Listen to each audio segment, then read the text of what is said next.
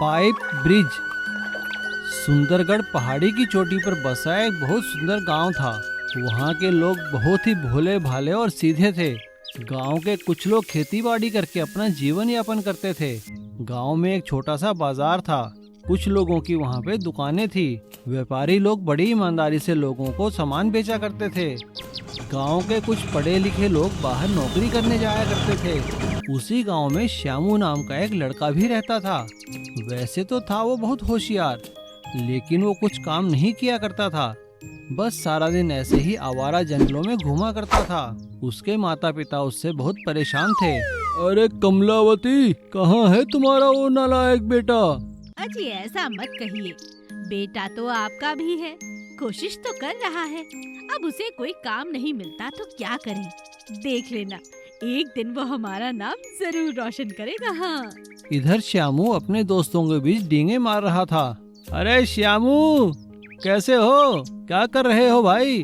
अरे लखना, अभी तो कुछ नहीं कर रहा, लेकिन देखना एक दिन मैं ऐसा काम करूंगा कि तुम लोगों को मुझ पे गर्व होगा। हाँ हाँ, देख लेंगे भाई। चला, तुझे चाय पिलाता हूँ। सुंदरगढ़ से शहर जाने के लिए एक कच्ची सड़क नदी की ओर बनी थी और फिर नदी पर कच्चा पुल पार करके उस ओर जाना पड़ता था। बारिशों में काफी दिक्कत होती थी। जगह जगह पहाड़ी गिरने के कारण सड़क बंद हो जाती थी। एक साल तो इतनी बारिश हुई कि गांव की आधे से ज्यादा सड़क पानी में बह गई। लोग बहुत परेशान हुए। गांव के सरपंच ने एक सभा बुलाई। मेरे प्यारे गांव वालों, आप लोग सब जानते हैं कि हमने आज ये सभा क्यों बुलाई है। क्या किसी के पास कोई उपाय है इस परेशानी का? तभी श्यामू बोल पड़ता है। सरपंच काका, अगर आप इजाजत दे तो मैं कुछ कहूँ। हाँ हाँ, बोलो श्यामू, क्या कहना चाहते हो? काका, मेरे पास एक उपाय है। क्यों ना हम अपने गांव से सामने की पहाड़ी पर एक पाइप ब्रिज बनाएं, जिससे हमें इतनी घुमावदार सड़क से जाना ही ना पड़े। क्या कहा बेटा, पाइप ब्रिज? वो कैसे संभव है भला? काका, मैंने सब देख लिया है। हम पाइप ब्रिज बनाएंगे, वो भी शीशे का, जो टूटेगा नहीं। और उस शीशे के पाइप ब्रिज से हम लोग जा भी सकते हैं और शीशे का बना होने के कारण वहाँ से पहाड़ी का मनोरम दृश्य भी दिखेगा, जिससे हम लोग पर्यटन को बढ़ावा भी दे सकते हैं। हमारे गांव की आमदनी भी होगी। गांव के सभी लोग उसका विरोध करते हैं, लेकिन सरपंच को श्यामू का आइडिया अच्छा लगता है और वो सभा खत्म होने के बाद श्यामू को अपने घर बुलाते हैं। वहाँ उनके साथ 2 सरकारी इंजीनियर भी बैठे हुए थे। उन्हें भी श्यामू का आइडिया अच्छा लगता है और जल्द ही गांव के किनारे से शीशे का पाइप ब्रिज बनाना शुरू हो जाता है। 1 महीने के अंदर शीशे का पाइप ब्रिज बनकर तैयार हो जाता है। सभी लोग हैरान हो जाते हैं और उस शीशे के पाइप ब्रिज से लोगों का शहर जाना आसान हो जाता है। साथ ही शीशे का बना होने के कारण पहाड़ी का मनोरम दृश्य देखने गांव के बाहर से लोग आते हैं। इससे गांव की आमदनी होती है। श्यामू भी पाइप ब्रिज के पास एक चाय की दुकान खोल लेता है। श्यामू की इस कामयाबी से उसके माता पिता बहुत खुश होते हैं। श्यामू की माँ उसके पिता से कहती है, देखा आपने, हमारे बेटे ने हमारा नाम कितना ऊंचा और रोशन कर दिया है। हाँ भगवान, तुम सही कहती थी। मैं ऐसे ही अपने बेटे को गलत समझता था। चलो उसकी दुकान पर चाय पीने चलते हैं। कपड़ा बुनने वाली चुड़ैल। करमचंद एक बहुत ही नेक इंसान था। वो चांदपुर में रहता था और शहर में एक कपड़ा मिल में काम किया करता था। उसके घर में उसकी पत्नी विमला और 2 बच्चे थे। उनका जीवन बड़ी खुशी खुशी चल रहा था। अरे विमला, कहाँ हो तुम? जल्दी आओ, देखो मैं मिठाइयाँ लाया हूँ। आज तो बड़े खुश लग रहे हो जी, बात क्या है? अरे होना क्या है विमला, आज हमें बोनस मिला है। अच्छा, तो ये बात है। अरे अरे बच्चों, आओ जल्दी, देखो देखो, तुम्हारे पिताजी तुम्हारे लिए नए कपड़े और मिठाइयाँ लाए हैं। पापा पापा, हमें अपने खिलौने और मिठाई दो ना। अरे वाह, मेरी ड्रेस कितनी अच्छी है, ये खिलौने भी कितने सुंदर हैं। लेकिन कुछ मजदूरों के लालच के कारण मिल में हड़ताल हो गई और मिल मालिक ने सभी मजदूरों को नौकरी से निकाल दिया और मिल बंद कर दी। करमचंद को भी नौकरी से निकाल दिया गया। उसे कोई और नौकरी नहीं मिली। घर में खाने के लाले पड़ गए। इन सब बातों से दुखी होकर करमचंद ने आत्महत्या करने की सोची और उसने रास्ते में पड़ने वाली एक वीरान छोटी सी कपड़ा मिल में जाकर अपनी जान देने की सोची। उसने जैसे ही आत्महत्या करने के लिए रस्सी अपने गले में लगाई, तभी उसे एक आवाज सुनाई दी। कौन हो तुम? तुम्हें मरने के लिए यही जगह मिली क्या? चले जाओ यहाँ से। कौन है वहाँ? मैं यहाँ की मालकिन हूँ। ये मिल मेरे परिवार की है।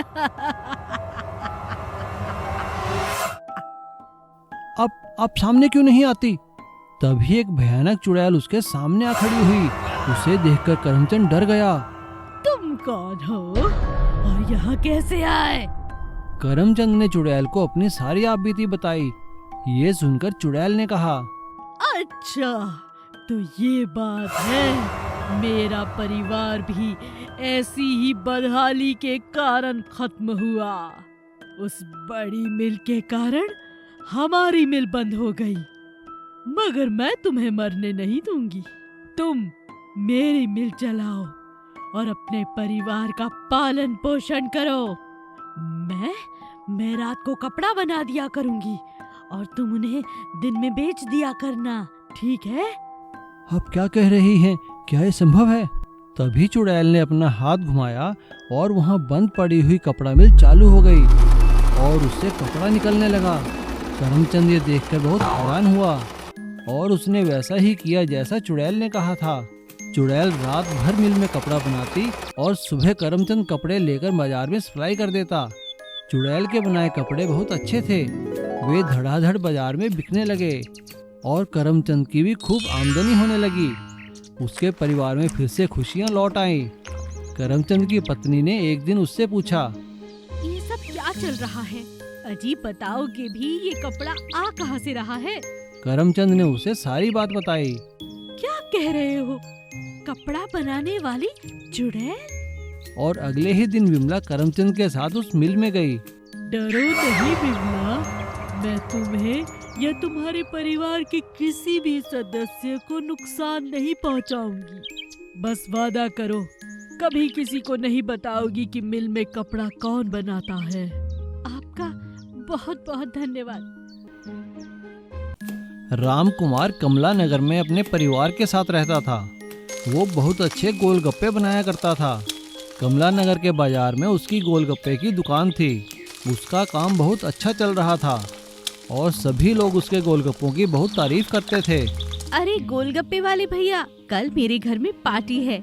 50 लोगों का ऑर्डर दे रही हूँ। कल बहुत अच्छी पानी पूरी खिलानी होगी आपको। आप बिल्कुल फिक्र न करें बहन जी, मैं बिल्कुल ऐसे ही गोलगप्पे बनाऊंगा। रामकुमार अपने परिवार के साथ एक खुशहाल जिंदगी जी रहा था, लेकिन अचानक समय ने करवट बदली और कोरोना महामारी के कारण सभी बाजार बंद हो गए। रामकुमार को भी अपनी दुकान बंद करनी पड़ी और वो अपने परिवार के साथ घर में ही बैठकर रह गया। लेकिन वक्त ने फिर करवट बदली। बाजार तो खुल गए, रामकुमार ने अपनी दुकान भी खोल ली, लेकिन अब उसका गोलगप्पे का काम बहुत कम हो गया। उसका गुजारा बहुत मुश्किल से चलता था। लोगों ने गोलगप्पे खाने बंद कर दिए। अरे क्या बात है बहन जी, आज आप गोलगप्पे नहीं खा रही हैं?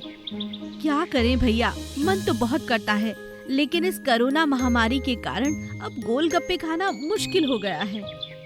लोग साफ सफाई और इन्फेक्शन फैलने के डर के मारे गोलगप्पे नहीं खा रहे थे। रामकुमार रोज परेशान होकर घर वापस आता था तो उसकी पत्नी ने पूछा, बात क्या है, आप परेशान क्यों हैं? क्या बताऊं कमला, लोगों ने गोलगप्पे खाने बंद कर दिए हैं। अब बताओ, मैं अगर हाथ से गोलगप्पे ना बनाऊं तो कैसे बनाऊं? रामकुमार और उसकी पत्नी की बात उनका बेटा चिंटू सुन लेता है, जो कि एक कॉलेज में पढ़ता था। उसने अपने पिता से कहा, पापा आप घबराइए मत, आजकल ऑनलाइन मैंने बहुत अच्छी अच्छी मशीनें बनानी सीखी हैं। देखना, मैं पानी पूरी की भी एक मशीन बनाऊंगा। और चिंटू पानी पूरी की मशीन बनाने में जुट गया। एक रात जब वो सोया हुआ था, तभी एक देवी उसके सपने में आई और देवी ने सपने में चिंटू को पानी पूरी की मशीन बनाने की तरकीब बताई। अगले ही दिन से चिंटू मशीन बनाने में जुट गया और 2-4 दिनों में उसने पानी पूरी बनाने की एक मशीन बना डाली और अपने पिता से कहा, पिताजी ये लीजिए पानी पूरी बनाने की मशीन, इसमें आप बिना हाथ लगाए ही लोगों को पानी पूरी खिला सकते हैं। क्या कह रहे हो चिंटू बेटा, क्या ये संभव है? हाँ पिताजी, आप खुद ही देख लीजिए। राम कुमार पानी पूरी की मशीन देखकर हैरान हो गया और अगले ही दिन से उसने वो मशीन अपनी दुकान में लगा ली। आइए आइए, गोलगप्पे खाइए, बिना हाथ लगाए सैनिटाइज की हुई मशीन से गोलगप्पे खाइए। सभी लोग उसकी पानी पूरी की मशीन देखकर हैरान हो गए और फिर से गोलगप्पे खाने लगे। अरे शीला, तुम्हें पता है रामू ने गोलगप्पे की नई मशीन लगाई है। उसमें हाथ का बिल्कुल भी इस्तेमाल नहीं है। चलो चलो, बहुत दिन हो गए, गोलगप्पे खा कर आते हैं।